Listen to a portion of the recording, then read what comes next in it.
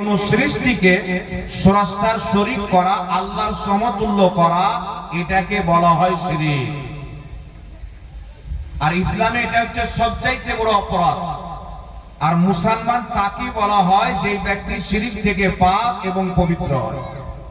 এজন্য ইসলাম ধর্ম মান্যকারী মুসলমানেরা না কোনো পাথরের সামনে মাথা ঝুঁকায়, না কোনো চন্দ্র তারার সামনে, তারা একমাত্র মাথা ঝুঁকায় ইবাদত করে তো মহান রব্বুল আলামিনের সামনে।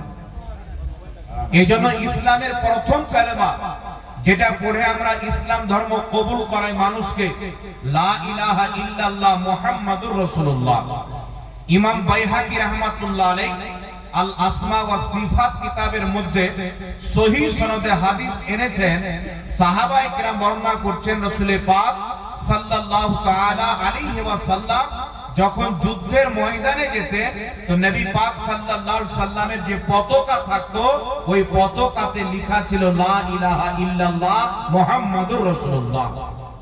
ইমাম ইবনে হাজার আসকালানী, ইমাম বদরুদ্দিন আইনি, ইমাম মোল্লা আলী কারি সহ হাজারো ইমাম নিজের কিতাবের মধ্যে লিখেছেন যে লা ইলাহা ইল্লাল্লাহ মুহাম্মাদুর রাসূলুল্লাহ এটা ইসলামের কালেমা, ইজমাউল মুসলিমিন।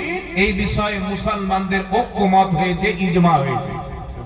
এইজন্য কোন ব্যক্তি যদি বলে যে লা ইলাহা ইল্লাল্লাহ মুহাম্মাদুর রাসূলুল্লাহ পড়লে শিরক হবে, সেই ব্যক্তি কাফির ও মুরতাদ হয়ে যাবে, মুসলমান থাকবে না।